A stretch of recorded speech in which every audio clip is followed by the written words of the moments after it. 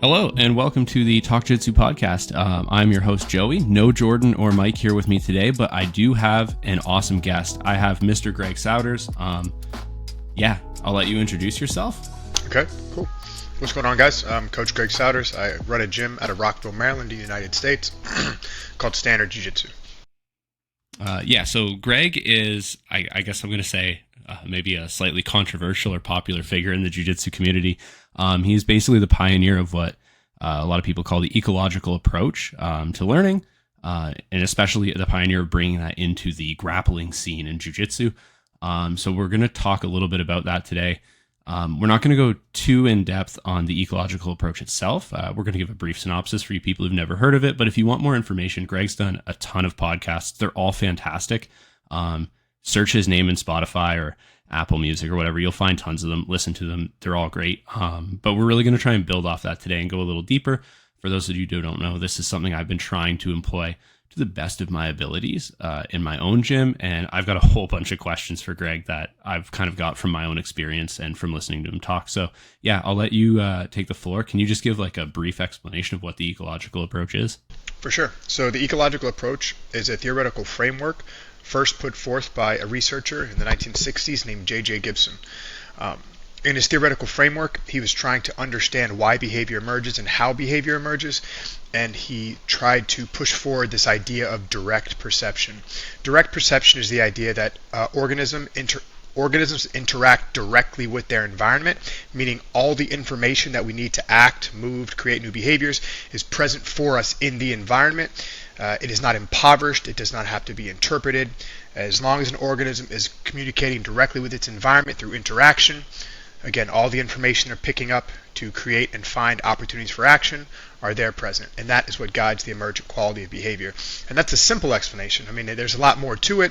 That view since the 1960s has been pushed forward, argued, debated, both positive and negative. So anyway, we use this idea as our starting framework for creating sound jiu-jitsu practices. Awesome. Just for the people who don't know, how does that change a practice? How does it look? I know most people who listen probably come from a gym that uses like a standard IP style method where you show up, maybe you do some shrimps and cartwheels or whatever the fuck down the mat and waste your time. And then they get shown a technique. They try and repeat it like mimes or mimics as many times as they can. And then maybe if they're lucky, they roll at the end. So how does this method look a little different? Okay, well, the first thing is it takes context as the most important piece of why a movement is what it is. So, for example, we don't move in a vacuum. Humans move relative to their intention for movement. So the reason this is important is because we want to put the athlete back in the environment as a way for them to start acquiring skill. Like, for example, if we're working, let's say, anything from the top position in jiu-jitsu, no movements have any sense or have any relevance outside of the resistance you're going to receive from a bottom player as you're trying to perform tactics on them. So what this suggests is that we should remove any training protocols that take the student out of the live environment where they're experiencing real resistance as a way to acquire new skill. So again, the implication here is that all of our practice design should be live and against unscripted and uncooperative resistance, because that's the context in which movements matter. Awesome. Yeah, I think that's a really good description. Just to give a quick clarification for listeners, I know this. I've listened to hundreds of hours of Greg talk. I know this. I'm trying to kind of get him to give it just a brief description for you guys. So again, if you have any questions on that, there's a lot in his other content, but I kind of want to build off now. So the first question I get, I'm going to ask a question. It's a little disingenuous. I don't believe this, but I just want to clarify for the people. This is something I get asked a lot. What's the difference between positional sparring and task-based games? So the games that you would use in your method to develop these skills. Well, task-based games is a shortcut language used to describe how we're orienting these small little mini games that we're creating in a practice room. Actually, task-based games, I think that original little piece came out as a thing between me and Kit Dale. So I think I said it on a podcast, and all of a sudden Kit Dale came out with a product called Task-Based Games. So that's fine. I think it's good language. It's an easy way to kind of tell people what we're doing with these little mini games. But the real theory that I'm using to create these games is the constraints-led approach. That is a better way to describe, quote, task-based games. The idea is that we constrain the environment, meaning we remove opportunities for action or opportunities for certain movement solutions to emerge, so it sort of parameterizes the student's search space. So as they're interacting with their player, we constrain the environment or remove options for action to get them to search specific areas to create specific outcomes. And the way this differs from situational sparring is just that. We're going to spar from this situation, period. So an example of situational sparring would be something like, we're going to start in the mounted position today. Top player wins if they submit bottom player. Bottom player wins if they recover their guard or reverse the position. That would be an example of situational sparring. Situational sparring assumes knowledge, meaning students who do a situational sparring round must already have skills built in order to do those rounds. The constraints-led approach, or a task-based games round, would be where we put someone in the mounted position, but we would give them very human-centric task goals. Like, for example, use your connections, your bodily structure, and your movement any way that you can to hold the bottom player down. No matter what else happens, stay on top and hold bottom player down. Bottom player, your job is to use your hands to push the top player off of you. You give them something very specific to do that's relevant to anybody walking in off the street or relevant to anyone without any previous jiu-jitsu knowledge. And then we build jiu-jitsu knowledge through experiencing different constraints in different positions and situations. Yeah, so even outside of the obvious benefits of the way this teaches people to learn, solves one problem that I always had when I first started teaching was, you'd start a class the old way, the traditional way of teaching, and you'd tell people, all right, we're going to start and mount, and I'm looking to get a Kimura. And new people who come in off the street, they're like, what the fuck is a mount? What am I doing here? They're like, I don't even understand the terminology you're using. So then you end up spending with these people the first couple classes kind of just going through the names of positions and moves and this is this. Whereas I really like this approach, especially for new people. I can put them in a position and say, just do this, just push this guy off you. Everyone understands push this guy off you. Or, if you're on the bottom, maybe I'm saying you're going to try and keep your feet in front of you and your partner. That's a task that most people can understand how to do. They don't really need to understand grappling deeply to understand how to just keep your feet in front of someone. It's a very simple instruction. So I think this is it solves a lot of problems at once. Well, the thing is we have to start with solving problems, because we can't teach our students about things they're not yet facing. So we want to create very human problems. What we have to understand about any given skill or any given sport, grappling in this case, is that we can't start with mechanics. We have to start with origins. Why and when did the mechanics emerge? That's what we start with. So, for example, all the tactics we use from the mounted position are basically dealing with one of four things that people do to get off the bottom. Limb extension, this is when people push on people to create space. Limb retraction, this is when we bring our limbs back in front of someone to then push or defend the position that we're in. We have basing, this is when we put points of contact on the floor to move ourselves more forcefully. And then rotation. So we need to put our students in a situation where they can feel those four problems. Again, limb extension, limb retraction, rotation, and basing. So when they get to experience those things, we can give them tasks to solve those four problems as they present. But they need to be presented first. That's the context in which the movement will develop. But without that context and talking about the solution first, this would be like, I've used this analogy before, some people like it, some people don't, learning mathematical processes by just looking at solutions. So it doesn't really work like that. We got to present the problem first, allow the student to experience it, and then we shift the focus of our students' intention, attention relative to how they're facing the problem. Oh, I love that. I love that analogy. I come from a math background, so that relates very heavily to me, where when you're trying to teach someone math, you don't just show them a bunch of equations with an answer and then say, there, now you've learned how to do this. People look at that and go, I don't understand what happened here at all. I see a number, maybe I can memorize that solution to that specific problem, but you're not teaching people how the process of actually figuring out how to get to the right answer. Well, and here's what's interesting, and I think this kind of muddies the water a little bit. Our ability to abstract something that already exists is an attribute. Some people have that cognitive ability. Some people can look at something that already exists and they can abstract the invariance. They can determine why that exists. That is an attribute. We can't assume that everybody learns like that, right? It's like, let's say we see a movement pattern in jiu-jitsu that requires flexibility, and we didn't see the flexible nature of the person who created that movement solution. Then we try to teach it to people who are inflexible in that specific way. Then we would be, trying to force something upon someone they don't have an attribute to do. So we have to ask ourselves, how can we get things to emerge in students and new learners that aren't, quote, attribute driven? So we have to be careful anytime that we see some phenomena somewhere and try to implant it on everybody else. So again, just because one person's able to abstract complex ideas from certain phenomena doesn't mean that everybody can. I think that's really helpful for a lot of people to remember, is that different people have different attributes. Like our co-host who's not here today, Jordan, we started around a similar time, and I'm kind of an idiot sometimes. So like for me, I had a hard time with that. But Jordan's the kind of guy who, like, if he sees something, he can just do it. He just seems to understand. He's very good at, like you said, just like abstracting these things out of situations. Whereas I don't have that ability. I don't have that attribute nearly the way he does. So, he got better a lot faster than I did, partly because, we were training in a gym environment where that just really benefited him. His ability to do that was a huge help. For sure. I mean, we do have to understand that people have different cognitive processes going on that we are unaware of. There's a black box in there. I don't know what you're experiencing. You don't know what I'm experiencing. And so we can't assume that everyone's experiencing the same thing. What we do know, however, is that people interact with their environment, and they interact relative to the context in which their interaction with the environment is taking place. So at least we can stay true to that, because we know that that's happening for everybody. So in the context of like the constraints-based approach, how does this scale for new students and beginners? So I'll give a little context for my question. Obviously, people know when a new student comes in, if you were using an IP method, you show them a pretty simple, like 2-3 step move and hope they can get it. And for an advanced student, you can start showing things that are like 5-6 steps, more advanced, complicated motions. How do these, I'm going to say games just because it's easy language for me to use. How do these games scale from someone who's brand new to someone who's maybe like a brown or black belt and really trying to develop like deeper skills?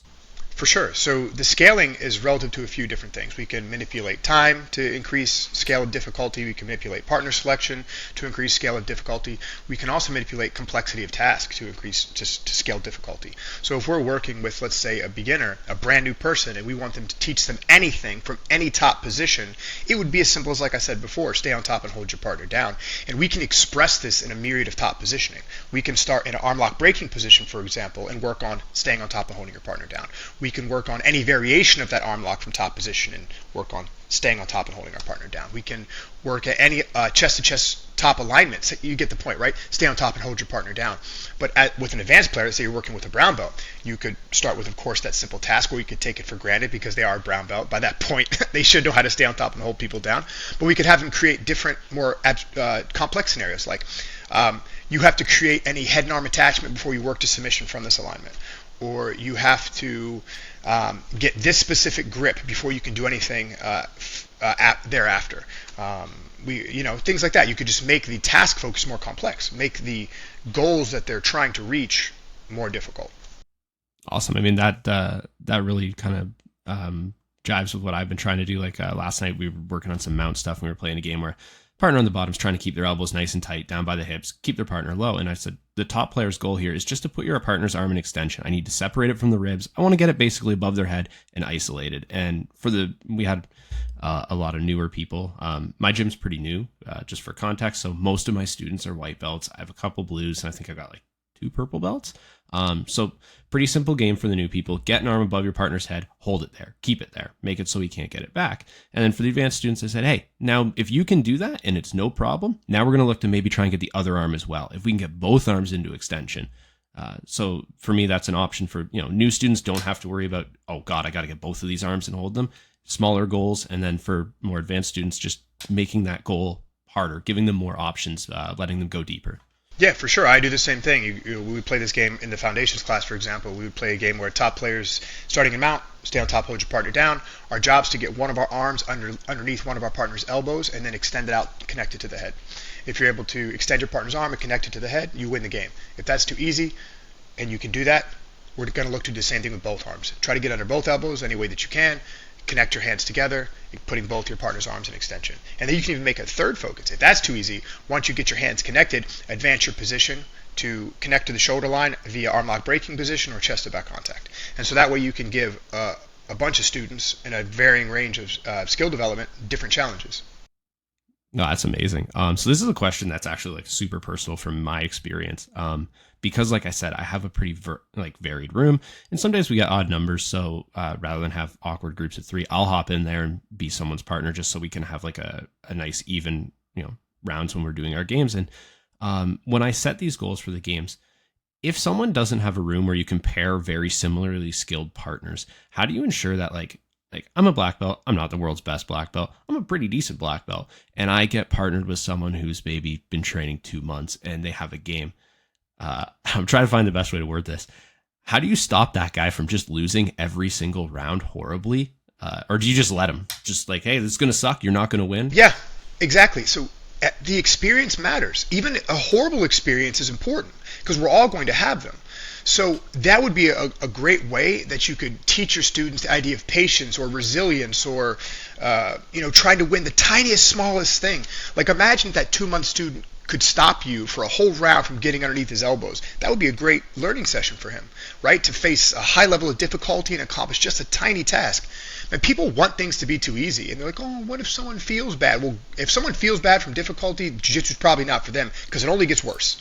So the thing is, I try to urge people that dedication to your craft, effort, facing of difficulty, failing a lot, because failing and success are really just outcomes that we can use for as a future metric to what to do next. I mean, these are things we want to embrace. And the truth is if you are a well-developed black belt, no 2-month students, if you're going to work with them, is going to win no matter what you do. You know what I mean? So we have to accept it and try to make the best out of it. And we could do different things. We could let that new student start on top of us the whole night and give them the worst, most controlling grip we can think about. And you can say, okay, new student, just hold this. So you have to be clever. You have to be clever with your practice design. No, you're good. You're good. Yep. Yeah, that's something I think a lot of people like. I know we've talked, me and my other co-hosts on this podcast, a lot about like, my own personal development is important for me. Obviously, like I want to keep getting better at this thing that I do and teach. So like I want to get better. And one thing we've always said, like even before I kind of really got into your content and learning more about this method is like when I would just do free rolling with people, I would always just put myself in terrible spots and go, okay, I might get armbarred 100 times tonight from, deep arm bars, but at some point I'm going to figure out a way to deal with this and get out. And, maybe it sucks and I go home and I'm like, man, I got tapped by like 50 blue belts tonight. But at the end of the day, I got better because of it. For sure. And a lot of people talk about this challenge point. So there's been a lot of research that suggests that there's this optimal point of challenge. It's like maybe winning 6 times out of 10 or 5 times out of 10, something like that. It's really nice for people's psychology. They tend to learn a lot. But I've experienced a lot of students training in the complete opposite direction, being like 80% failure rate and 20% success rate. So an example would be my student Noah. So Noah, when he was 15 years old, came into my school. He's been training for 3 years now. He did foundations for 3 months. That's it. And then he got all excited without asking me and signed up for a competition. I've told the story a bunch. Signed up for the competition. I'm like, buddy, you can't do that here. We have a standard of behavior before you can compete under us. You have to at least train 4 days a week. And he's only 15. He's looked all sad. And I was like, look, don't worry about it, champ. But you just bought yourself a ticket to the comp team, so tomorrow you're going to show up and you're train with the comp guys. So Noah never did another foundations class. He trained 2 hours every night, 5-6 days a week with DeAndre, Gavin, Trevor, Romero, all the best guys in my room, and got slaughtered. Like I don't think he won an exchange for 8 months. But look at him now, right? So it didn't have a negative effect on him. So I think when we're thinking about challenge for ourselves and our students, we really have to understand the psychology of our students. Some people don't perform well under that level of pressure. So maybe we might want to make sure they have more easy rounds. But there are some people who thrive. They love the pressure. It wakes them up in the morning. It gets them back into the room with motivation the next day. So we want to have a place for that person too. Yeah, that's awesome because I'm definitely the person who I prefer to lose most of my rounds in the gym, most of my stuff that I do. I'll artificially make things harder for me just because I find it's obviously nice to win and it's cool to get the feeling of I won the game, it was great. But I find for me at least the struggles where I tend to learn the most. I've never been a particularly fast learner. I tell people a lot of times, man, when I started jiu-jitsu, I think I'm the only person whose coach ever had to sit them down and be like, man, you are really bad at this. Are you sure you want to keep doing this? And I was like, no, just keep beating me. Eventually I will figure this out. I've always been an analytical guy. like I'll tell a little analogy. Sorry, I don't want to take up too much of your time, but I like telling stories. So like I I'm a big golfer. Anyone who knows me outside the podcast, I don't think I've ever mentioned it on here, but I played a lot of golf. When I grew up, I started playing a little late, and I kind of just taught myself how to play golf. I never got lessons or anything, and I ended up getting good. I ended up making a college golf team, so I'm not bad at golf. But this, when I started hearing your stuff, this really related to how I learned to golf, because I would just make these constraints for myself to teach myself how to do it. And I'd watch other guys that started way before me, had been doing this way longer, and they're getting lessons. Their coach is trying to show them the exact motion during this. Like, you have to be exactly here and move exact. And it's like, man, that club's moving 100 miles an hour. You think he can control whether his elbow is 1 inch or 1.01 inches from his rib cage? That's not possible. So I would just kind of, it's impossible. So I would just make these little games for myself, and I would make them hard. Like, I would make them artificially hard, just because of the struggle for me. If I can make a game harder than the actual environment or context that I have to play the game, now it's going to be so much easier for me when I actually play the game of golf. And I find jiu-jitsu a lot like that too. If I can make all my games and all my situations that I practice in artificially more difficult than a live round would be for me, when I do a live round, I'm like, wow, man, this is easy. Like, I don't have to worry now. For sure.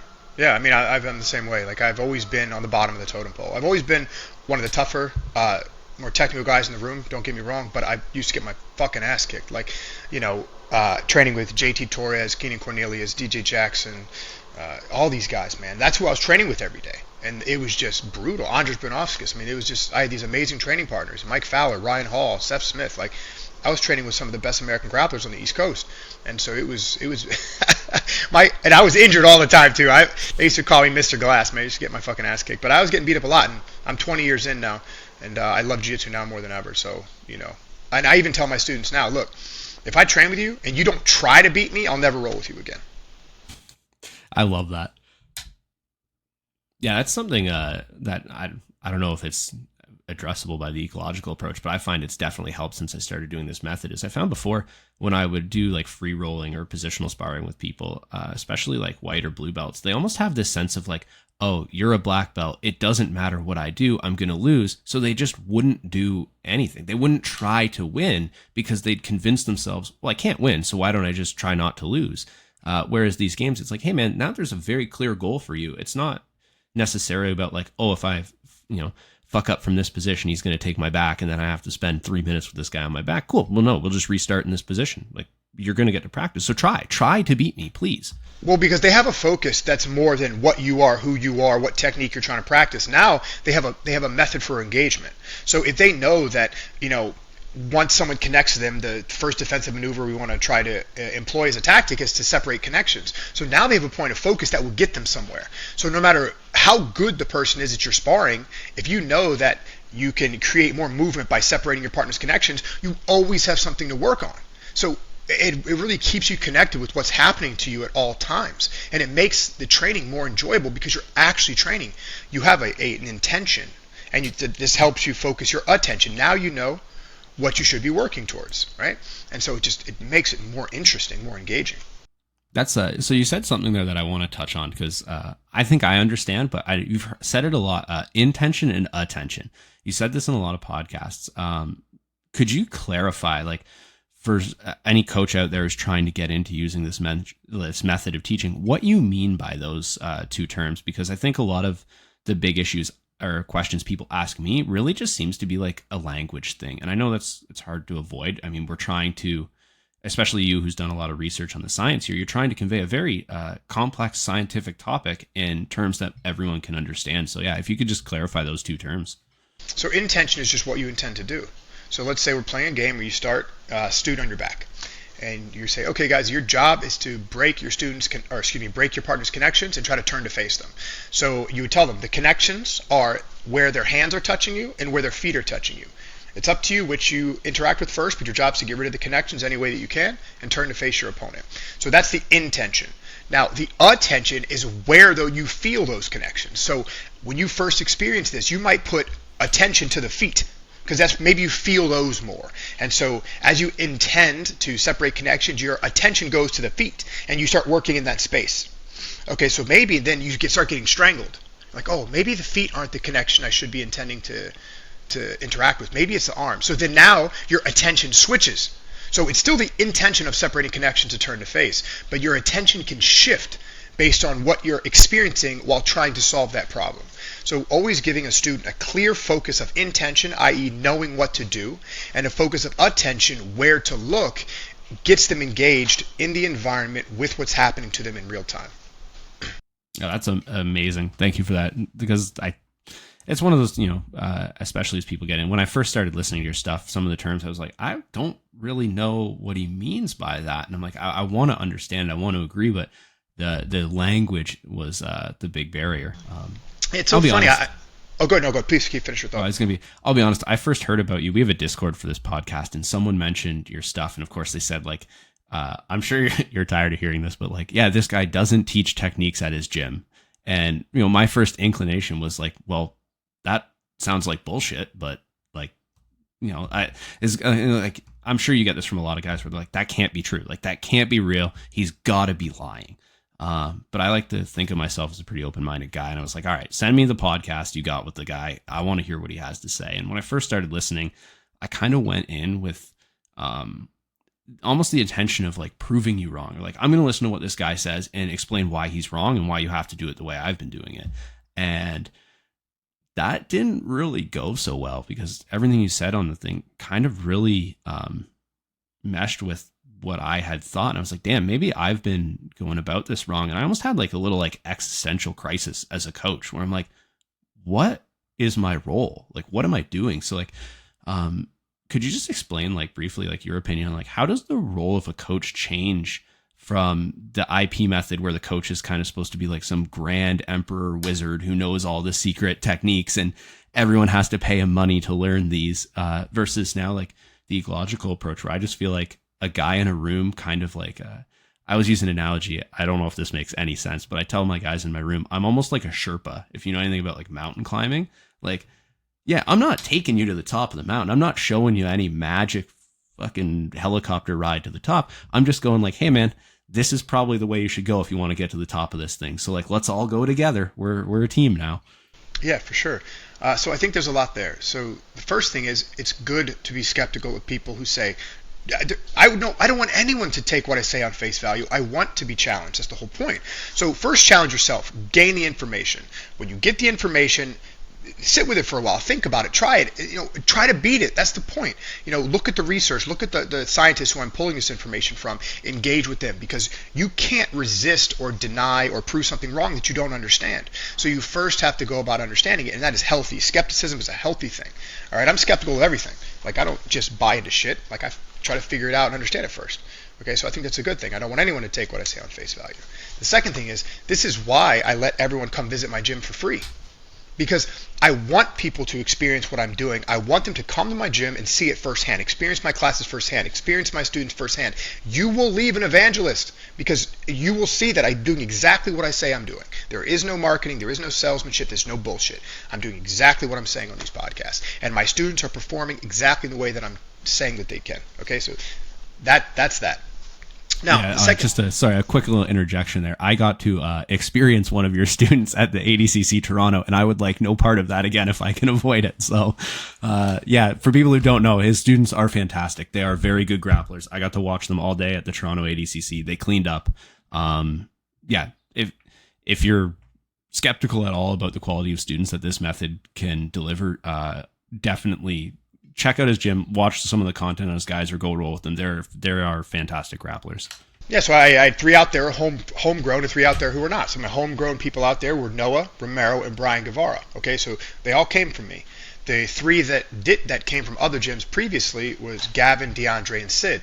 So you could see that even I can change students that come to me with previous experience, and I can grow students that don't have them. I'm capable of doing both things. And, people always, they always talk about DAD and Gavin. But no one, and often people forget about Alex. I have a student, Alex Nguyen, who's a female, who's won the worlds, I think, 4 times. She's won Pans 4 or 5 times at every belt level.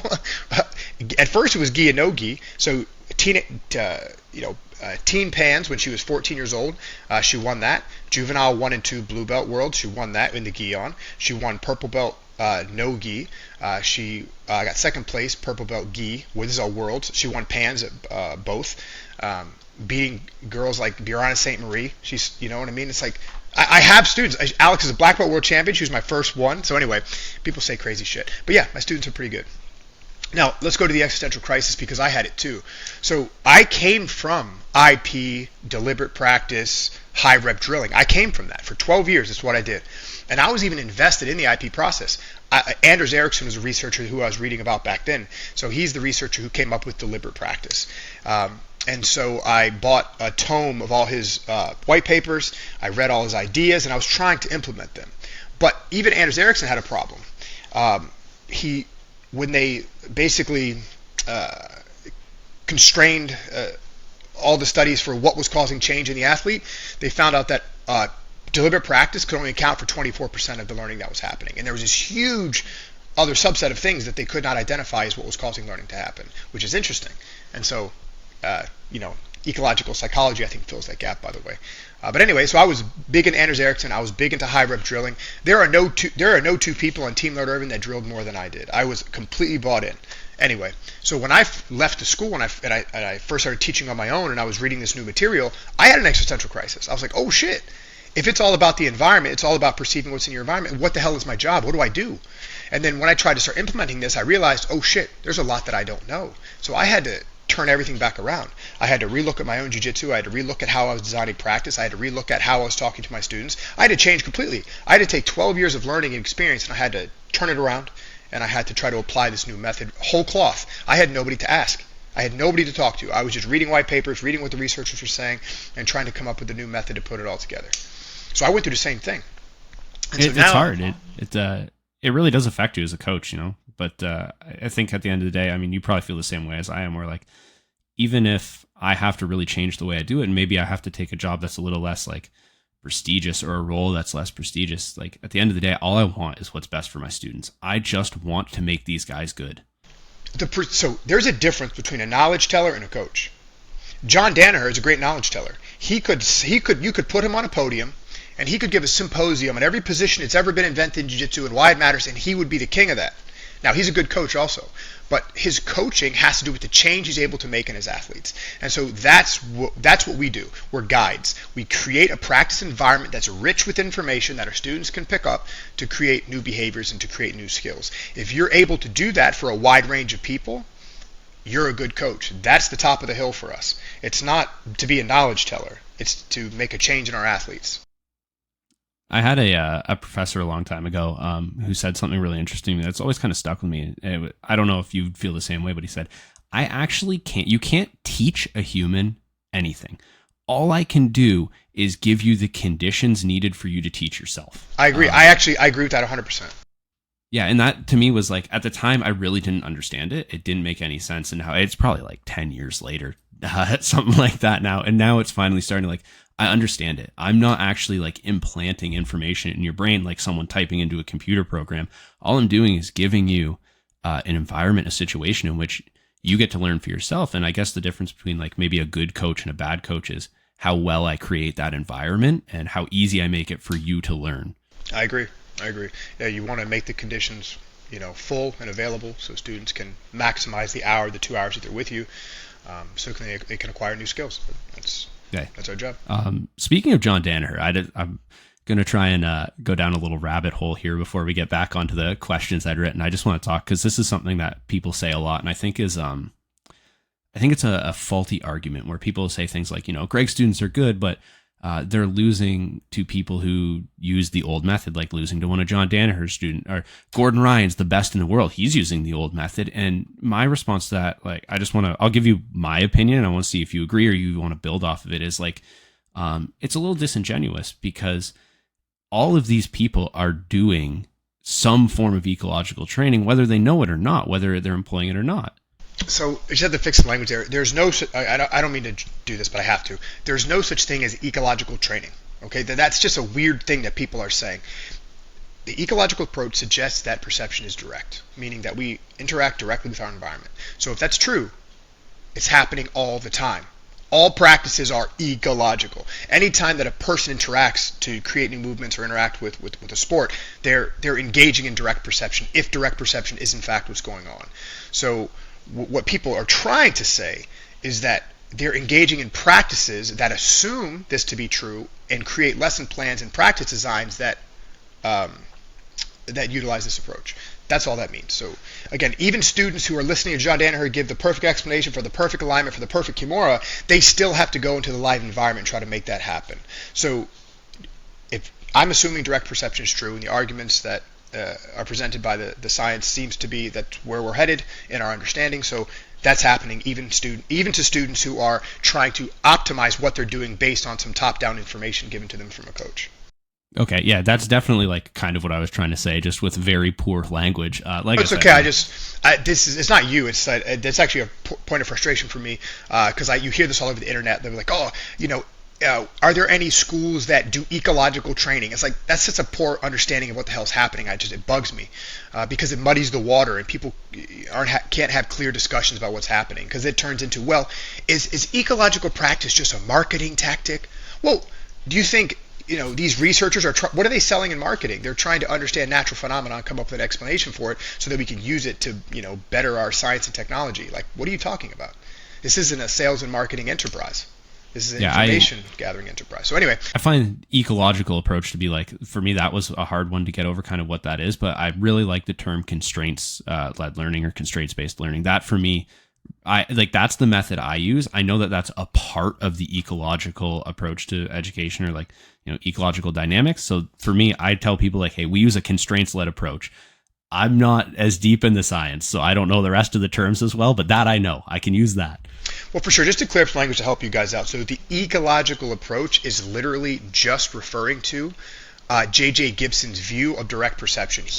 He's the one who coined that term. Okay, so we're just when we say ecological approach, we're just talking about any approach to learning that assumes direct perception. That's what that means. So the constraints-led approach is a method within that framework that assumes direct perception. Differential learning is another method within that framework that assumes direct perception. They are both part of an ecological approach to skill acquisition. So for those of you who are listening, that's a clarification on those terms. Okay, so just to make sure I'm clear, like the ecological approach would be like the whole picture, whereas the constraint-led approach is like a part of that. It's something under the umbrella of ecological approach. It's a way we're manipulating that. So again, ecological approach is assuming direct perception. The constraints-led approach is how we're manipulating direct perception. The differential learning is how we're manipulating direct perception.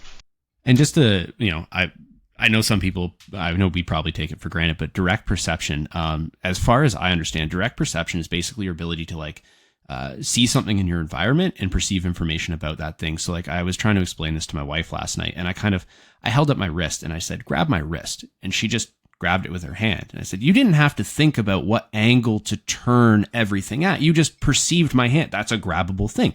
Put hand, clasp. I know how to do that. And then I would change the angle of my wrist and have her grab it in different ways. And like, it's all the same thing. You're perceiving it the same way. It's just because we were kind of comparing it to like an IP method. I didn't have to tell you how to adjust your body for every angle of my wrist. You perceived that from the environment and did it internally.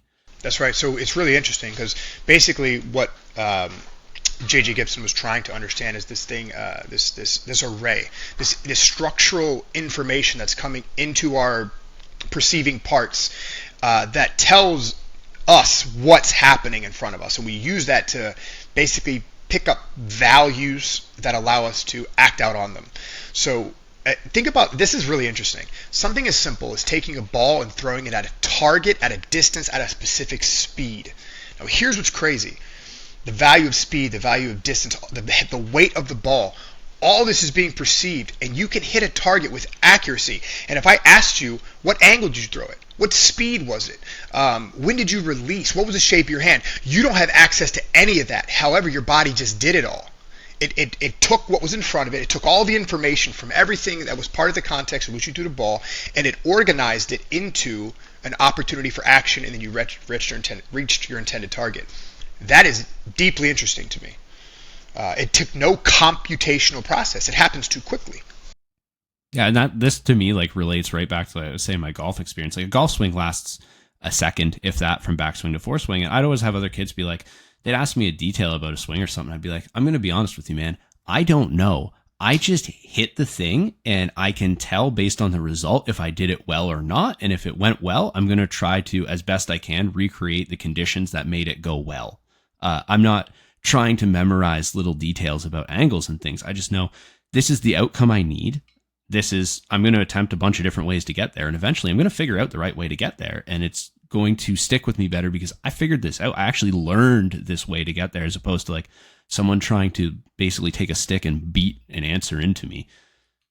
Well, I think the difficult part is, I think the mind, and again, I'm saying that in quotations because we can get philosophical on what we mean by the mind, but either way, it seems to have two processes that we're aware of.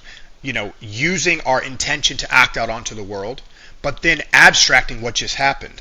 And a lot of us feel like that's the same thing. So let's say, for example, I'm a golfer for 20 years and I deeply think about swinging and hitting balls and stance. And so after the fact, I come up with these reasons and these explanations of what I think I'm doing and what I think is happening, which is an abstraction from what's actually occurring. So the abstraction you're pulling out of the environment is a model of the environment. So we know that all models are not real because they're a representation of realness. It's very difficult to replicate in an abstraction. And the reason we know this is because when it's studied, when elite performers are asked, how do you do this? What are you doing with your elbows, wrists, hands, head, eyes? And they use tracking software to look at where eyes, hands, elbows are going. They're not going in the way that the person is saying that they are. It's completely doing something different. So the things that these people are saying they're doing, when they're put up to scrutiny, they're not actually doing. So again, it's a trick of the mind. It's an illusion that we experience in our awareness. So anyway, so if we just say, hey, I guess our abstraction is impoverished, we should probably stay true to what's actually happening and just let things emerge how they do. Well, I think that's actually a fantastic point because I do this. I don't know if there's a lot of value in it. I like doing it for me, and I highly encourage my students to do it because I think it does have value. Is recording our grappling. We take a lot of footage, and it's always interesting to me. I'll take a footage of maybe one of my guys who wants to compete, and we'll do. So one of the ways I offer private lessons, I don't really like teaching because as I'm trying to move into this, the private lesson scene kind of doesn't make as much sense to like, I'm going to show you a bunch of techniques. I know this isn't how we learn. So one of the things I offer is like, hey man, record a bunch of videos of you rolling and let's go over it together. Let's see what happened. And it's really interesting to me when people will say like, yeah, I thought in this roll I did this. And I'll be like, that's not even remotely close to what you thought you did. And it happens to me too. Like I'm trying to learn to wrestle. We got a good wrestling coach at our gym. And I was recording around the other day and I shot what I thought was a picture perfect fireman's carry. I'm like, this could go on a cover of Wrestling Magazine. This was the most beautiful takedown anyone has ever shot. I watched the video and I was like, this is disgusting. My eyes hurt watching what I just saw. It worked. I got the outcome, but I was like, oh my God, this is not what I thought I did or looked like at all. Yeah, no, I think it's, first of all, I think video watching is good. So a lot of people think that when we talk about the ecological approach, the constraint-led approach, differential learning, that we're saying that we can't watch, we can't copy, we can't mimic. These are all part of the natural learning environment. We do this as organisms, right? What I avoid is what we tell ourselves about what we do. But either way, the things we watch, the ideas we discuss, the things that we copy, all are ways to enhance our perception. They change. They can change our focus of intention. We could see something we never knew was possible and then intend to try to copy it. That will help us pick up new information to potentially get something that looks like it. But it could also change our search parameters. So if we watch ourselves do something on a video and we thought we had this perfect thing, but we realized we acted in a different moment than we thought we did, we could maybe say, maybe I should focus my attention here next time. So we can use it as a way to shift our intention and attention. But again, we don't really know what's happening. We don't have access to that information. But it's not wrong to watch, to copy. Again, I think this is all good learning. No, that's beautiful because that's another question I get from my students sometimes is like, if we learn through this method and constraints-based approach, like what's the value of something like an instructional? And I always like to tell them it's an idea. He solved this problem in that way. Maybe next time I'm in that situation, I could try and apply a solution that's somewhat similar to the one he did. Like I tell people it's not try to copy what, and this is a big pet peeve of mine, is that I watch a lot of these instructionals and none of these fucking people do the things the way they say they're doing them, or if they even do them at all. I'll see a guy make an armbar instructional and he's got one armbar in his entire career. And I'm like, what the fucking hell is this guy? And he's like, yeah, I do this all the time. I'm like, I have watched 100 of your matches. You have never done this thing that you just said you do all the time. So I find instructionals for me are more just like what's a potential solution to a problem that maybe I don't even realize is a potential solution, and then I can try and implement that, and whether I like it or not, I'll figure that out when I do the games and do the tasks around that. Yeah, I was obsessed with instructionals, man. Like, I'm obsessed with information. I love to deep dive into the context of my medium. I love grappling. So even if I disagreed with somebody, like back in 2006, for example, Fernando Pontes, aka Margarita, put out a $120 DVD that was like 4 DVDs long. It was the biggest waste I've ever spent money on, except for this one thing about how cross chokes with the gi on are not about your elbows but your wrists. That simple idea made me a strangling machine. Like, I was like, oh, that was worth all $120. But everything else was just trash. So we can abstract invariants or ideas about what we could or couldn't do from instructionals. But the problem with the current model of instruction is, one, it's step by step. It's first you do this, then you do this, then you do this. That doesn't exist. There is no such thing as a step-by-step process in our environment. There are things that cause other things to happen, but when, where, and to the degree at which this happens is wildly chaotic. Okay, because it's relying on what your opponent does, and we can't predict that. Now, if we use invariants, we can gain what we call physical certainty, i.e., if I grab this part of his arm and try to manipulate it towards this end, I can say with some degree of certainty that I can, but that's as deep as we can get for as optimization goes. And so the second issue is that these DVDs, these step-by-step processes, assume optimization. They're like, oh, this is the perfect angle for an Americana. This is a perfect angle for a Kimura. And what they do is they have us chasing these false optimizations, when optimization really is just how effective is your movement, how consistent is your movement. So it's just they're not. That's awesome. They're not optimized. We can abstract great ideas from them, but they're just not optimized as a learning tool. No, I definitely think, and I tell my students, like, man, they definitely have value, but you don't use them in the way that a lot of people do, where they think if I watch an instructional, suddenly I'll be able to do all these magic techniques that I couldn't do before. Watch them as an idea. I'm really big with my students on, like, I know this is a word that gets me in trouble a lot because people will say they don't know what I mean. And I think maybe it's a language thing. Again, like, I'm not a language expert. I'm trying my best. No one taught me how to do any of this stuff. So I'm kind of, guessing as I go, but we're really big on, like, conceptual stuff at our gym. Whereas instead of telling them, like, you want to put an arm at a certain angle, I'll be like, hey man, what's the most important thing for an arm bar? I need to control the shoulder and I need to put the arm in extension. And at some point now I need to apply a braking force to that.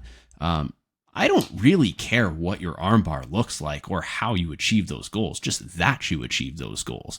And if watching an instructional shows you a potential way to achieve those goals, then sure, you can try that. But don't think that by watching it, you're going to be an expert on it or all of a sudden be able to do something you couldn't do before. Yeah. Well, I think the difficulty is really in translating these concepts to pragmatic practice design. So the thing is, the concepts are great. A lot of people say they teach them, but they don't. First of all, they're not even saying concepts. They're like, oh, we do conceptual learning. And then you watch them go through a step-by-step arm lock, and you're like, where's the fucking concept? Or they'll say something ridiculous that has nothing to do with what they're actually talking about. So in arm lock specifically, we could say that the concept here is that all arm locks relate to our ability to access and attach to the shoulders, and that's manipulated through middle joint positioning, or in this case, elbow positioning. So the concept here is that there's a relationship between elbow positioning and shoulder access. So then what we would do pragmatically is we create task or practice design where we inform ourselves on tasks that allow us to manipulate our partner's elbow to move it out of the way to gain access to the shoulder. And so that's how we take a concept and make it pragmatic, right? But again, we have to understand the relationships, and we have to actually understand what a concept actually is. Not saying that you don't. Please don't get me wrong. I'm just saying this is a word I hear all the time that people use incorrectly. No, this is actually something I tend to be the very controversial person on this podcast. I'm really not afraid to piss people off, and I think there's a lot of coaches who say things like we use concepts when they don't have a fucking clue what the concepts are.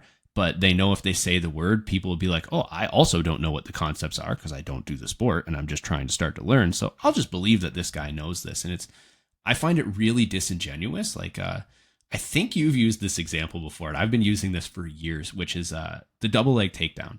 And I'll see so many coaches say they use concepts and they show a double leg and they're like, their knee has to hit the mat. They need that little knee pound on the mat. And I'm like, do you even understand why you're doing that? But they'll be like, I need to get below his hips. I'm like, but do you even understand why you have to drop to your knee? Like, why are you showing this? The concept here is I got to get my hips below this guy's hips. If he's standing upright, I might not even need to level change. Like you watch great wrestlers like, for MMA, like George St. Pierre, he has never touched his knee to the mat to do a double leg takedown. You don't need this. And I think there's a lot of gyms that think the concept is that my knee hits the mat. I'm like, that's not a concept. Knee hitting the mat is a mechanic. Okay, it's a mechanic. Exactly, yeah. 100%. It's a result of what the situation calls for it. You have to align your body in a specific way to reach a specific outcome. And if you understand constraints, then you'd understand why the knee hits the mat. So first of all, the knee hitting the mat, the penetration step largely comes from collegiate wrestling or folk style wrestling. Mm-hmm. You see it more often than in other grappling sports, and you have to ask yourself why. Well, in collegiate wrestling, leg tackles are scored highly. Okay, so if leg tackles are the central focus, not only in the sport but the culture of the sport, then they're going to happen often. So the best way that we defend ourselves against leg tackles is to get as close to the ground as we can, so we can keep our legs and hips as far from our partner as we can. So this would create a low stance in both players. So when your partner's really low and you have to get below him, but you still have to accelerate forward, hitting your knee allows you to both be low but still produce drive. So it's constrained by the constraints of the environment. It's why the knee touch emerges. It has to do with bodily height, like height and whether fighting. So this is why you don't see it in mixed martial arts. When you want to punch, you don't want to hunch over because you don't have as much power as if you're standing up a little more upright.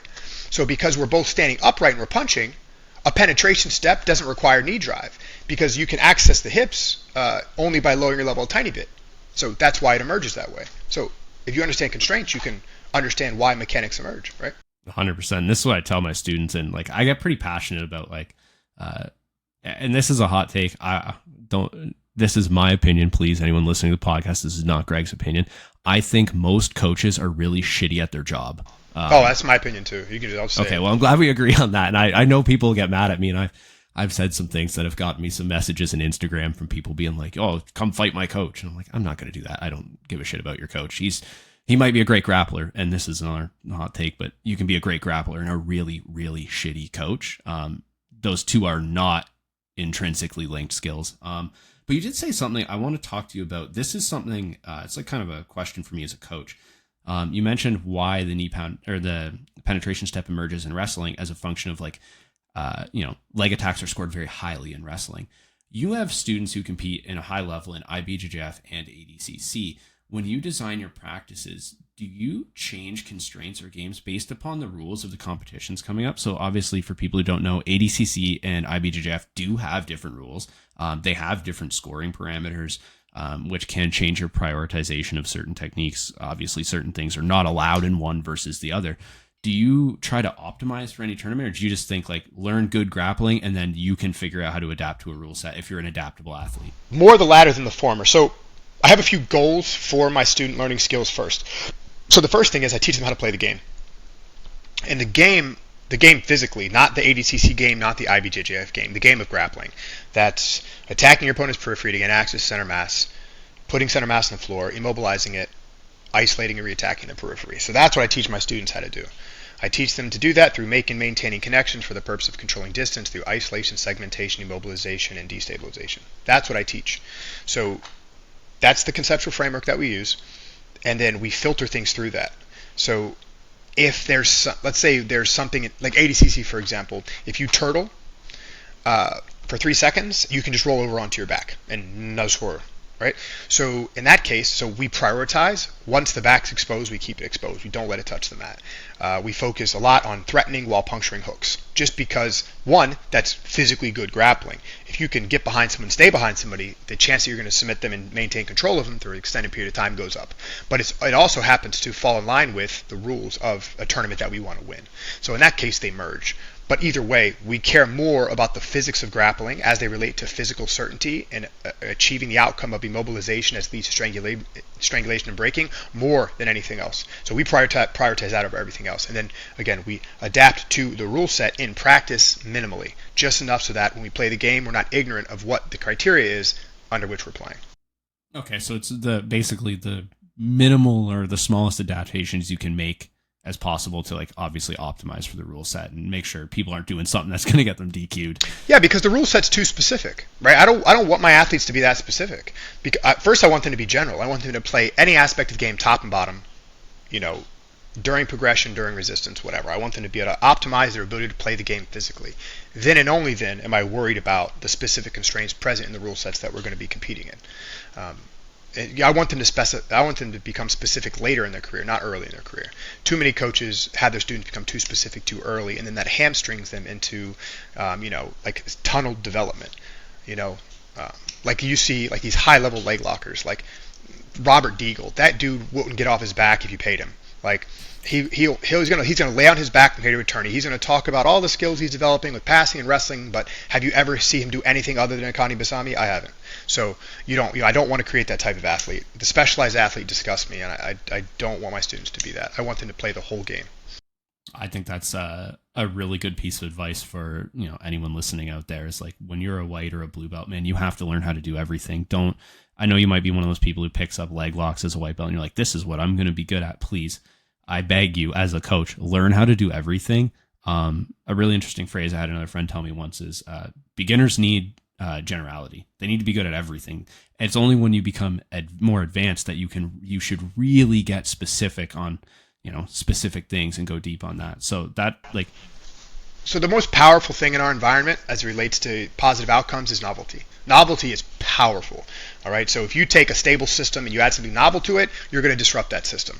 So you see it happen with all these new techniques that emerge. You saw it happen in 2014 with Eddie Cummings. He disrupted the whole fucking scene. He was outside heel hooking everybody. Like, he would just touch legs and they were exploding or people were screaming. You know what I mean? They didn't know what to do. That novelty was so powerful. Everyone now had to start learning those new behaviors. They had to start exposing themselves to those new behaviors. But after that new behavior gets added to the system, it restabilizes. So it's not as powerful anymore. That novelty is reduced because it's no longer novel. All the other tactics in passing and in different scenarios which leg locks become available are starting to, again, stabilize around that feature.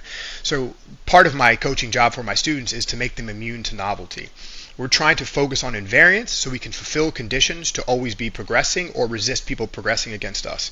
So again, we have to be careful. Again, novelty is powerful, but we don't want to fall into the trap of winning with it. Because if you're using only novelty and we're not familiar that it's the novelty that's causing the significant outcomes, when it becomes less novel, we're going to be stuck. So again, I make my students immune to novelty. I try to warn them against it when they're embracing it. And so it's important, I think, for coaches to know that might be a factor in why we're having success at one given time or another. I think that's fantastic. I'm going to ask a question. I'm pretty sure I know what your answer is going to be, but I'm assuming like you don't, obviously the IBJJF has its own silly rules that I don't agree with and I've been pretty vocal about on here, but you don't, like with beginner students, like say like no leg locks or no leg entanglements for beginner students. I'm the same way. I let them do whatever you want because, like you said, novelty. If you're getting to brown belt and you've never trained leg locks, well, these are going to be extremely novel and you're going to have a very hard time dealing with that. Correct. Yeah, I'm not teaching IBJJF grappling. I'm not teaching ADCC grappling. I'm teaching grappling. All right. So I figured we're taking the entire system into account and we're working from all aspects of the system. This is another question I got to ask, mostly because I really want you to convince my students. I know you dropped the gi at your gym. I hate the fucking gi. I hate those pajamas, but I got students who like it, so I keep offering it. For my students, can you please talk to them of why we need to drop this damn gi so that I can just go to no gi only? All right. Well, you're not going to like my answer, but I'm going to give you my honest one. No. I'm going to give you my honest opinion. The gi is an accident of history. The Japanese trained with kimonos on. So we train with kimonos on. It was introduced to us by the Japanese. The tradition stuck. It became the tool that we use for the equipment that we use to grapple in that context. Great, that's fine. However, because a system tends to move towards optimization over time, gi grips and specific grips constrain the environment and make the environment overly specific. So what we end up learning is now we're not learning how to grapple anymore. We're learning how to use a jacket and pants to grapple, which is fine, but we have to understand that is a thing in and of itself. The tool of the cloth is so powerful that it will make you overly specific as a grappler. You will no longer be a general grappler, you will be a gi grappler. Where I think no-gi has more transferability, if we could even say that, across a wider range of grappling sport. Since there is no jacket or pants, you're using a body to control a body. Now, it has its own issues, it has its own constraints, but they're more generalized and I think easier to disrupt once attractors develop. So I think that no-gi grappling is better in the long term for overall understanding of all aspects of grappling because it's less constrained by anything other than the rules of the sport you're playing and or the human body. So to me, I want to understand how a body controls a body. I don't want to understand how a jacket controls a body. I'm not interested in that anymore. So if you want to really understand grappling in its less specific context, I would say no-gi grappling is the way to go. I've always agreed with that. I mean, my gi game is basically just no-gi grappling, where I'm wearing pajamas. I don't really grip. I have you said earlier that I used to call you Mr. Glass. I'm the same way, man. I've had so many injuries and my hands are just ruined from using the gis. I basically, when I do gi classes, I can't remember the last time I've actually like gripped a gi. I just do no gi grappling in a gi. And I'm like, why am I even doing this? Why don't I just do no gi grappling? But the same isn't true for someone who does exclusively gi. If you transfer to no gi, your game would have to change dramatically because the things you relied on are no longer there. Whereas my game going over to gi, sure, maybe it's not optimized for the rule set, but at least it still functions. Yeah, for sure. And think about what's interesting. We take a college wrestler and put him in a gi and put him in a room. They can still be successful against whites, blues, and purple belts coming in off the street. So if it was so magical, why can't you deal with the wrestler? So yeah, I don't know. It's just to me, I think honestly, I think it is a waste of time unless you want to specialize in jacket wrestling. Then go for it. Or if you enjoy it, go for it, man. But another thing we have to consider, and this is people don't ever talk about this. So when you can control at a distance, you can produce more torque on the joints. So the fact that I can grab your lever at the very end with a strong cloth grip, I can yank the piss out of your elbows and shoulders. The fact that you have a rope around your neck, I can yank hard on your spine and on your collar. This puts a lot of stress on the joints. Same thing with the pants. I can grab the end of your pants. I'm putting so much pressure on your knees and hips when I'm moving you around. So if you want to avoid these like torque-driven injuries, taking the jacket off will help. I think the issue with no-gi grappling is injury rate would be uncontrolled falling. I think that would be a little more of an issue, slipping and falling, because it's a slippery environment. But the pressure on your joints, I think, isn't as bad. Yeah, and I think, at the end of the day, like, hey, this is a contact combat sport. There's always going to be a risk of injury, and when people get sweaty and you're moving around, I've had people ask me all the time. I'm sure you get people ask, is jiu-jitsu safe? And I'm like, as safe as something can be when you're moving around with another human body. I mean, crossing the street can be dangerous. I could slip on ice, maybe not in the southern states, but in Canada at least you can slip on ice most of the year. No, for sure. Yeah, that's a discussion I hate having. Like, dude, what are you talking about? There's no such thing as a free lunch, okay? You can sit in place, you'll die. Your hips and knees will wear out. It doesn't matter. If you're scared, do something else, okay? But either way, you're dying. Deal with it. You're going to get hurt 100%. Doing something. You're going to be 40 and reach for a dish in a high place, and you're going to strain your back, Yeah, though that's definitely true. Just to get us back, I know I don't want to take up too much of your time, but I do have a few more questions I want to get to if possible. This one's for me as a coach, something I've kind of struggled with when switching this method. It's probably actually been my biggest point of struggle is like, let's say we're giving constraint-based game. I'm getting my students to do something with tasks and they're just not like someone's just not getting something. They're really struggling. If at all, I guess, but at what point do you jump in and like, I'm not saying teach them a technique or show them an option, but what point do you like step in and maybe guide them like, hey, maybe you should try this? Yeah, I have a process for this. Yeah. Okay, I'd love to hear that. So I have rules for feedback. So I believe the environment has everything that you need to use, but you have to know where to look. So as a coach, our initial responsibility is to inform our students' intention and attention. Give them something to do, help them focus where to look to do it. That's your initial job. Now, once they start getting feedback through outcome, i.e. failure or success, and they come to you and they say, let's say failure, for example, hey, coach, I'm trying this thing. The first thing I ask them is, what was your intention? If they can answer that, we'll go deeper. If they can't, I'll say try again. So if you don't have first an intention, no feedback will matter because it needs to be relative to something we can objectively say, this is why something happened. If we don't know what we were trying to do, we can't start the feedback process, coach-student. So first, do you know what you were trying to do? Say, hey, coach, I was trying to get my arm under my opponent's elbow. Great. Were you successful? No. Why? As I was trying to get under his elbow, he's keeping it really tight to his body. What did you try to do to get it away from his body? Nothing. Great. Go try it again. Goes and tries it again. What'd you try? Well, I tried to dig my arm underneath his elbow, like right next to his body. Were you successful? Yes. Great. Keep doing it. So what I try to do is I just try to keep reinforming their intention and attention, but I have to know that they're engaged in the process. They have to be able to continuously tell me what their intention was, what was the outcome of their intention, what problems were they facing, and what did they do about it. And I keep cycling them through that. It's just I'm guiding that natural process that you're going to go through anyway. But since I know what the problems are based on my experience, I can help that guide become more efficient. I can put that attention right where I need it to go. You know, if they do something well, I say, good, keep doing that. If they do something bad, what could you have done differently? And then we keep going through that process. Are you big on like feedback for your students? Like if you see someone do something, are you good at like, especially again, my gym is mostly like newer students, 2-3 years or less. Are you big on giving, like if you see someone do something, are you good on like good job, that was fantastic. Like I love that. That was a fantastic solution. Because I know I've met a lot of coaches who are like, yeah, they're not big on feedback. They're not good on. I mostly give positive feedback. I rarely give negative feedback.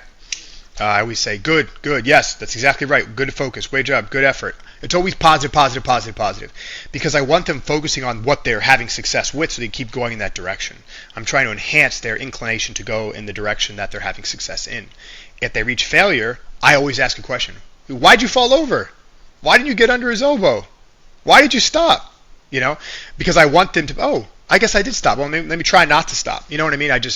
So again, I don't say, no, that's wrong, because, there's more clever ways I can go about talking to them so that they can have an improvement. Just yelling them, you're wrong, you're slow, that's not right. That doesn't help anybody.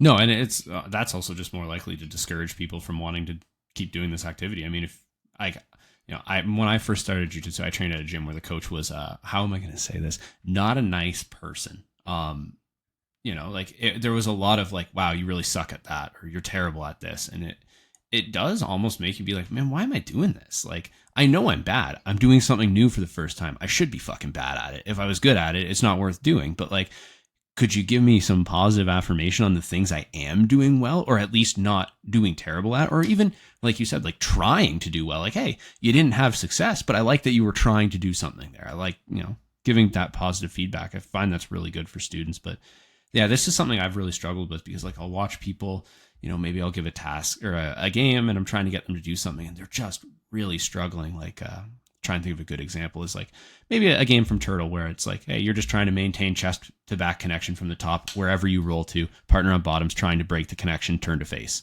And I'll just watch a guy get escaped from like 50 times in a row. And I'm like, he's just not figuring out how to hold on to this guy's back. Well, it's not that he's not figuring it out. It's that when you watch him, you use the result to re-guide him. You have to ask him, why are you losing the back? You have to make sure he can sense what's happening. If he's like, I don't know, then you can give him a different intention.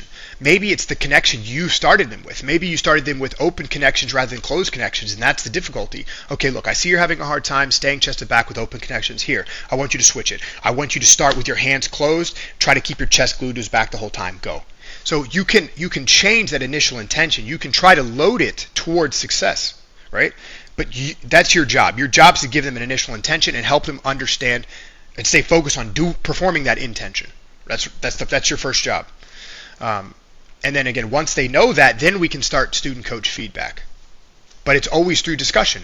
Why, what, when, where, never how. Yeah, I noticed you when you were explaining your system, it was basically just questions, asking people questions to get them to try and give you an answer and then refeed them back. I really like that. That's something I'm definitely going to try and use in my own coaching, because I think that's important. Is, again, like we said earlier, like I can't really just give you information. If I can give you the idea of like guide you towards the information with questions, then you're going to figure it out eventually. Well, because there's no answer to give, right? So if I say to somebody, oh, you need to do it this way, well, what that's going to do is that's going to tell them there's only one way to do it. And then they're going to try to fit all their efforts into that, quote, optimized way. Instead, we have to find something that works for everybody, like some invariant feature. Like we know that putting pressure at the end of levers gives more leverage over manipulation of that lever. So we can just guide their attention to wrists and elbows, for example. And any way that we're able to interact with wrists and elbows to create the outcomes that we're looking for is going to be effective. And so that's what we guide our students toward. So again, just trying to put their intention on what they're doing and attention on a space that's going to give them a physically certain outcome is what our job is. It's not to give them the quote optimized solution. They need to perceive what's happening. They need to understand why things are or are not happening. That's extremely helpful for me, at least, as like internalizing that. Yeah, I know you're busy. I just got a couple more. I promise I'll let you get out of here soon. Yeah, so just this one's just a quick definition question. I wrote this down. Could you define the term action capacity and tell me like what the difference is between an action capacity and a skill? Yeah, an action capacity is just a capacity to take a specific action. So let's say you're a strong guy, right? You have capacity to be strong in a myriad of ways. Okay, flexible. You have a capacity to be flexible. You're fast. Capacity in simple attributes, right? Capacity to do something in a specific way, right? In skill, is that what you asked? The difference in capacity and skill? Yeah. Skill is something done with intention. So if I say, okay, I intend to, grab around this guy's waist and lift him up, and I create a bunch of different ways that I can reach and create that outcome, I can call that a skill. So skill is directly tied to us being able to accomplish our intentions. Capacity is just capacity to work towards those intentions. So like, do you know what I mean? So if my arms are very strong, for example, I might be more organized around, or I might perceive opportunities for using them as a capacity. So a simple way we can think about this, the idea of capacity, is something like this. There was a study done where they had a staircase, and they asked people, if you were to run up that, do you think you'd be tired, basically? How difficult is the staircase to run up? People who are fat, just being fat, like they've never ran up and never touched it, were like, oh, that looks pretty hard. I might need to warm up before I ran up those stairs. But some guy who maybe was in shape looked at this, oh, those are nothing. I could run up those in a second. So they don't know. So, excuse me, the way they perceive the difficulty of climbing those stairs is relative to their capacity. Being overweight and not moving much, that reduces your capacity to move. So interacting with objects that afford the opportunity for movement might not be inviting to you because, it doesn't match your capacity. Versus somebody who is very strong or very fit, when they look at stairs, it looks more inviting to them. So, it reflects their capacity. Do you know what I mean? And in that sort of analogy, the skill would be the actual ability to climb the stairs. Correct. Yep. It would be the expressed intention. Okay, that definitely clears up. Just these are some terms, as I'm reading the work that you suggested or the books that I've heard you recommend or other people or the studies, I see some of these words. I'm like, I'm not 100% sure what's meant by that. And I find a lot of times, again, people who might be, listening to this podcast and maybe decide they want to learn more about it.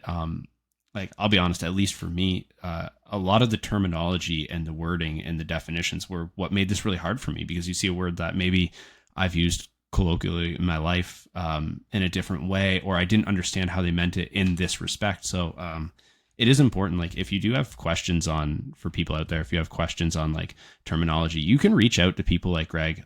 There are actually more people starting to do this now. They will help you. Like, I know you're here on the podcast, which I appreciate, but like for people who don't know, Greg was super kind to me at the ADCC tournament, met him, started talking to him right away, gave me all the time I needed to talk to him.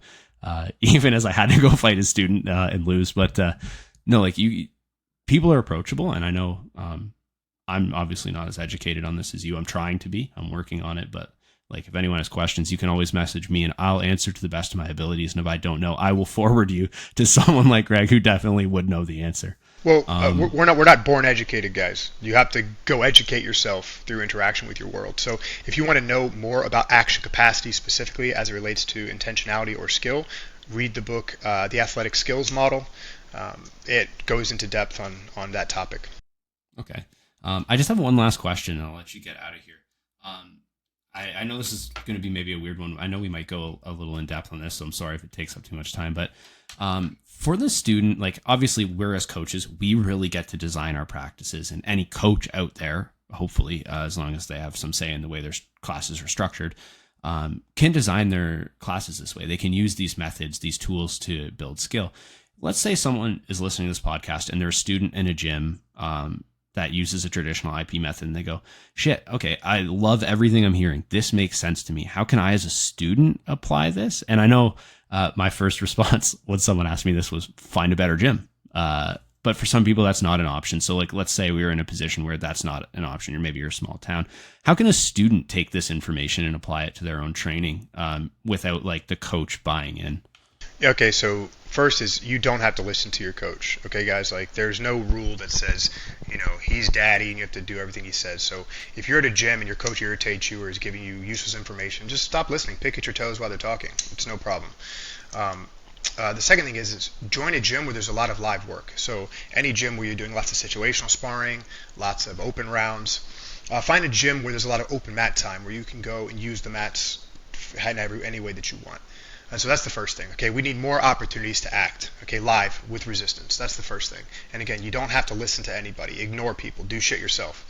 The second thing is I would try to inform yourself on one of two things. Either consume more jiu-jitsu, watch more live matches, watch more competition footage, find performers that interest you, that do things that interest you, try to mimic them, try to copy them, try to understand why they do what they do, and see if you can implement some of those whys and what's into your practice. The other way, inform yourself in the science. So something that I experienced is when I started learning about direct perception and theories of embodied cognition and the ecological approach, I started to become inspired to look at human movement differently. And so what this did is it helped inform me how I could use my practice better. How I could manipulate my focus of intention and attention to maximize my training time. So, and to say that more simply, find a way to understand intentionality and attentionality. Learn how to manipulate it. Learn what's a good way to manipulate it and what might be suboptimal, right? Learn how to focus your attention, basically. Set goals for yourself during practice. Goals deeper than just arm lock. Set goals for the conditions that create the possibility for arm locks, right? So, learn about the science, inform yourself on more jiu-jitsu. Find some consistent training partners. Find some guys that are willing to work with you, that will give you the extra time, that will play some of these ideas with you, that will interact with you as you grow. These are some ways that you can use your traditional gym to still grow and what I think to be a more efficient way.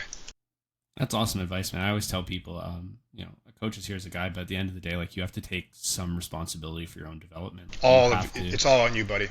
Like you have to be responsible for yourself. Like I can lead people to water, but I can't make you drink. Like you got to be willing to put in the work. And if you're a student at a gym whose coach maybe isn't willing to put in the work, then it's unfortunate, but now it's a little bit more on you to take control of your own training. So for people out there, like if you like this stuff, reach out. Again, people will give you options, maybe give you advice. One of the hardest parts when I switched to this was building games, designing task-based games, designing the stuff to build skills. So if you're out there and you're not sure, reach out to people. I know at least I'd love to help you as best I can. Again, reach out. There are people, there are resources. Listen to any of other Greg's content. Definitely watch. Is it Standard Jiu-Jitsu is the YouTube channel for your gym? They have some amazing content. I send a couple of your videos. You have a video critiquing other people's games that they've made and kind of giving feedback on that. I send that to everyone I know who is interested in using this method because I'm like, this is a really good way to look at what other people want, what other people have designed as a game, and use the feedback to kind of as a guideline for how you can design something. For sure. I think the best way. So actually, Rob Gray has a really good quote that I think ties this all together very well. It's not what you do first; it's what you do next. And I think what that really means is just do anything. Just do anything. Try to get better using any method that you can, but then adjust. Adjust as you go along. You know what I mean? Because the truth is it's constant adjustment. There's no optimization. It's working towards the effects you want to have on your environment and becoming as skillful as possible, or becoming as intentional as possible. So again, it's not what you do first, it's what you do next. Dude, that's perfect. That's such an amazing way to end this, I think. Can you give let people know where to find you if they want more information or want to contact you? Yeah, for sure. So as usual, contact me at GD Souders on Instagram. Do not contact me at Standard Jiu-Jitsu. I don't answer emails or messages on that. One, my camera guy runs that. Do not email me. I'm not even giving you my email. Okay, that's for people who want to become students at my gym. I hate receiving emails from non-students, so don't send them to me. So at GD Souders on IG is where you can contact me.